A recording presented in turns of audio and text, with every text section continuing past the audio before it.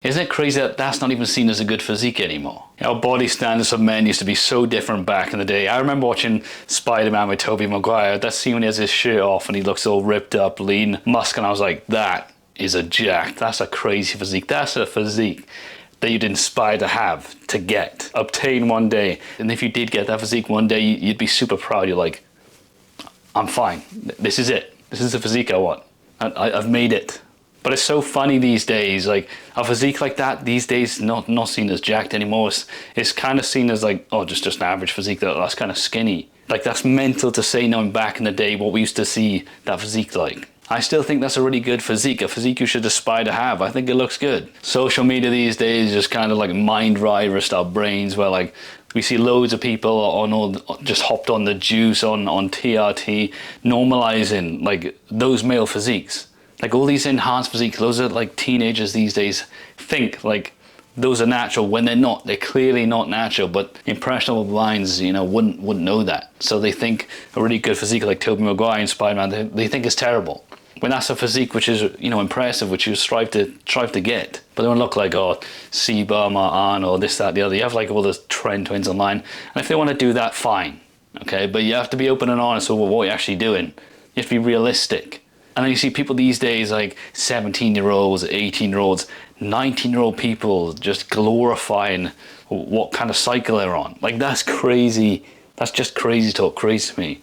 Messing up their hormones, and it's getting worse. Impressionable young people so quick to hop on this stuff and they don't know what they're taking. They have no idea.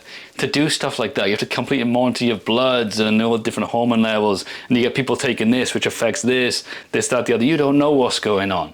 They get loads of acne and side effects and gyno, this, that, the other. They have no idea. But because you've just seen these physiques online and you want the results instantly, instant gratification. Like you see people turn up to the gym for like 3 months and they hop on some cycle. It's just the stupidest thing to me, the craziest thing. Like these people aren't even striving to be professional bodybuilders going on stage where a lot of that stuff happens, where a lot of them have to do that to compete. Just average gym goers who just want to get big, you know, want to be the biggest in their friend group. Like that's just ridiculous, man. Like no one actually cares if you're the biggest guy in the gym. No one cares if you can lift the most in the gym. You know, you think they don't care, okay? They're focused on their own workout. But if your ego's so big, you know, you want to try and show off and be the biggest, well, you can do that. But later down this line, you're going to realize it was just pointless. Guys, I know it's easier said than done, but literally compare yourself to yourself. Compare your physique now to what it was, you know, 3 months ago or a year ago. And as long as you're progressing, you're looking better, feeling better, that's all that matters. And yeah, like I said, it is easier said than done with social media, constantly seeing the best physiques in the fitness industry these days. And then when you're constantly seeing that online, it's hard not to compare. And I've fallen down that rabbit hole before where I kept on comparing my physique to other people's online. I'm just like, my physique just looks like crap, looks terrible, you know, like it'll never look like that. But the thing is, everyone has different genetics, muscles, insertions, different strong points in their physiques on how they look.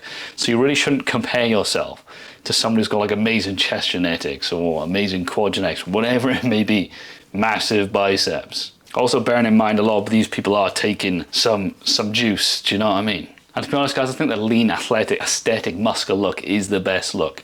I don't like all this you see online, all this like the geared up mutants, like mass monsters. I don't even think that looks good. That's pretty niche, if you ask me. I think a well-balanced, good aesthetic, lean, muscular physique is the best looking anyway. So if you just constantly work out, stay consistent, for 2, 3, 4, 5 years, you know, 10 years down the line, you reach your natural potential, you know, and look the best you can look for yourself.